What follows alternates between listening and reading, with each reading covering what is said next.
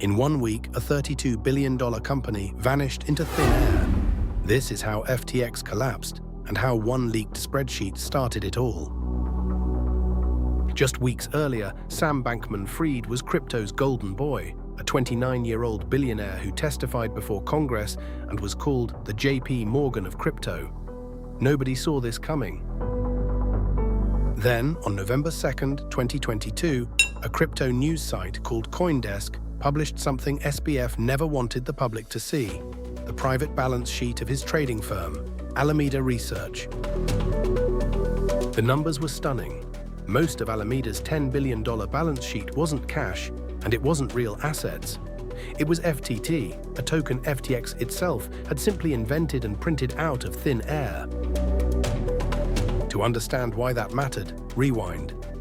Sam Bankman-Fried grew up the son of 2 Stanford law professors, became a math prodigy at MIT, then a trader at the Wall Street firm Jane Street.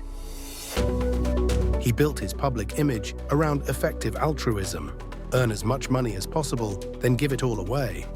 He drove a Corolla, wore the same t-shirt daily, and ran FTX from a Bahamas penthouse full of beanbag chairs.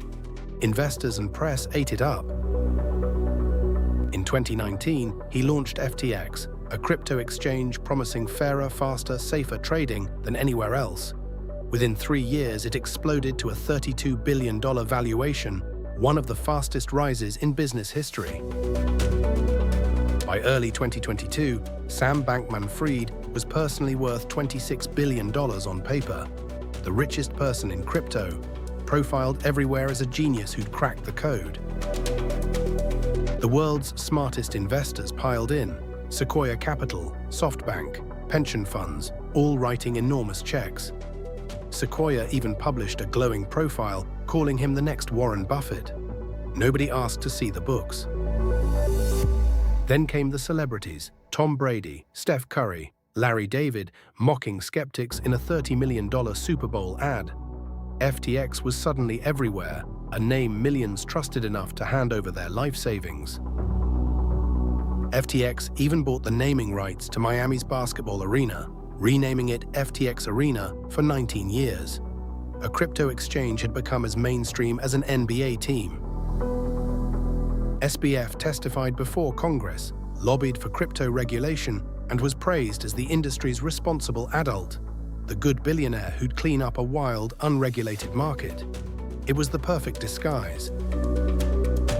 But 3 years before FTX even existed, SBF had started something else: Alameda Research, a crypto trading firm run largely by his inner circle, and, for a while, by his on-and-off girlfriend. On paper, Alameda was just another customer on the FTX exchange, trading like everybody else. In reality, the two companies shared executives, shared an office, and, most dangerously, shared the same money. Buried in FTX's own code was a stunning exemption. While every other customer had limits, Alameda Research could borrow and withdraw customer funds without limit. No collateral required, no red flags raised, no questions asked. A secret backdoor built right into the system. In May 2022, the crypto market cratered when a stablecoin called Terra Luna collapsed, wiping out $60 billion almost overnight. Alameda had bet big and lost big. Its balance sheet was suddenly deep underwater. So SBF quietly tapped that back door, pulling billions in customer deposits to keep Alameda afloat. Publicly, he played the hero, using FTX's own cash to bail out failing firms like Voyager and BlockFi. Crypto's white knight was actually drowning in a hole of his own making. By the time CoinDesk published its report, roughly $8 billion of customer money was missing, quietly funneled away to cover Alameda's losses. On November 6th, Binance CEO Changpeng Zhao, known as CZ, tweeted that he was selling Binance's entire stake in FTT, citing recent revelations. The countdown to collapse had begun. Panic spread within hours. Traders raced to pull their money out before it was too late. In just 72 hours, customers withdrew $6 billion from FTX. FTX simply didn't have the money. Withdrawals froze completely. Millions of users stared at locked balances, unable to touch a single dollar of their own money.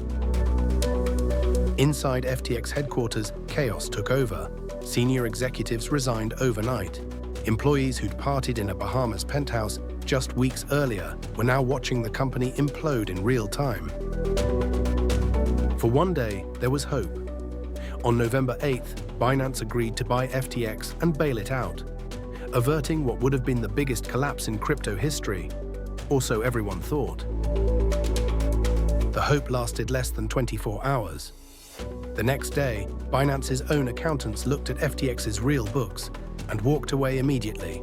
The whole wasn't a rumor, it was real, and it was catastrophic. 2 days later, on November 11th, FTX filed for bankruptcy and Sam Bankman-Fried resigned. The new CEO, John Ray, the lawyer who'd untangled Enron, put it bluntly, in decades of corporate failures, he'd never seen controls this absent. 1 month later, Bahamian police arrested Sam Bankman-Fried at his penthouse. He was extradited to New York, and in 2023, a jury heard weeks of testimony, including from his own inner circle. The verdict, guilty on all 7 counts. The sentence, 25 years.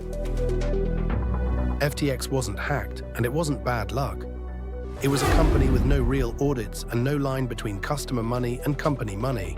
Run by one founder everyone trusted too much. The lesson, always ask who's actually holding your money. Subscribe for more true stories of billion-dollar collapses.